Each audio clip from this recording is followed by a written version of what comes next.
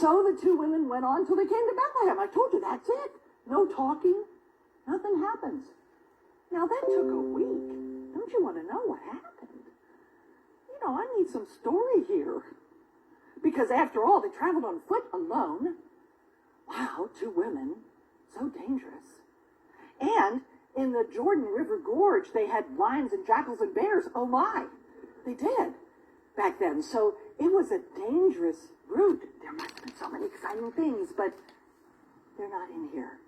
And if God doesn't waste ink describing them, we can keep going. When they arrived in Bethlehem, the whole town was stirred because of them. Whole town, by the way, is about 200 people. So it's a really, when they call it, oh, little town of Bethlehem, they ain't kidding. It was little. 200 people. And you know, in a small town like that, word would travel exceedingly fast.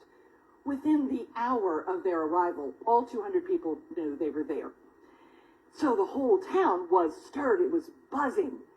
And I wonder whether they were surprised to see Naomi without her husband and sons, or shocked to see Naomi with a Moabite woman. I don't know, but the women exclaimed, so at least we know how they said it.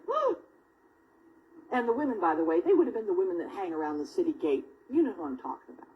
In my mother's day, they would hang around the beauty parlor and exchange the gossip of the day. Today, you know, we do it online.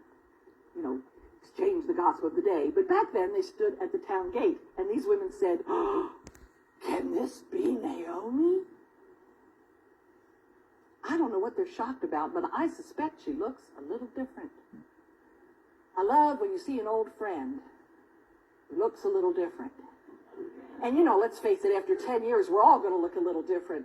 But you know how it is. You see this friend who's significantly changed, and you don't want that to show on your face. But you can't, you know, you can't stop the initial reaction. And then what do we always say? You look great. Yes, oh, you look great. And that's our cover-up for, oh, my goodness. Yeah. That's where these girls are. Can this be Naomi? Then here we go. Don't call me Naomi. Call me Mara. Call me bitter.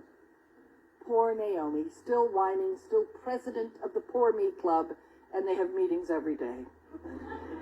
Because the Almighty has made my life very bitter. Also translated, made my life very sad. He's dealt me a bitter blow. Well, here's the good news. Okay, she is whining, but who's she whining about? God. And while that sounds like bad news, the fact of the matter is, she never takes her eyes off God. She may be unhappy with him. She may even be mad at him, disappointed in him, or frustrated by him, but she never denies his existence.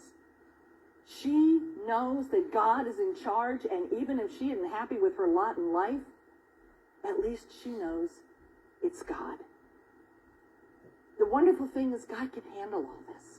He can handle our frustration, our anger, our disappointment. What did Jesus say? Come to me, all you who are weary and burdened, and I will give you rest.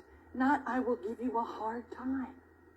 I will give you rest. So Naomi is now unburdening herself with her friends. And isn't that what friends are for? They listen to us whine. And after all, Ruth has already heard enough of this. She's now found a new audience. So off she goes. I went away full, but the Lord has brought me back empty. That's a key phrase for Naomi. I went away full, but the Lord has brought me back empty. Except when she went away, she did it because she felt empty, right? Isn't that interesting? The definition of misery is wanting what you don't have and not wanting what you do have. She had her sons and her husband. Enough. But she wanted more. Now she sees herself as coming back empty. Why call me Naomi? Again, she rejects her name. You're going to find Naomi repeats herself a lot. This is just her style. She likes to say things twice. I totally get this. I totally get this.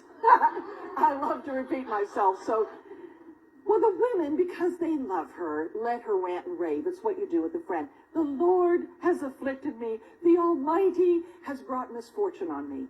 Once again, our little broken record Naomi, I do feel compassion for her. I do. And I have hope for her. because she's still talking about God. Her eyes never come off the Lord. She never says, well, God doesn't exist or he would have saved me. You know people who've been through a tragedy and come to the conclusion there is no God. That's not Naomi's conclusion. She's just dealing with the reality that God's in charge, and that's hard, and we get it. So, Naomi returned from Moab, accompanied by Ruth the Moabitess, her daughter-in-law. It's one of those little kind of sum-up statements. Oh, but there's one little important addition. Arriving in Bethlehem as the barley harvest was beginning. This chapter started with a famine. It ends with a harvest. Oh, boy. The storyteller is looking at his audience of old and saying, told you good news was coming. If food has shown up, can't there be more good news after that? Lift up your heads because your redemption is drawing near.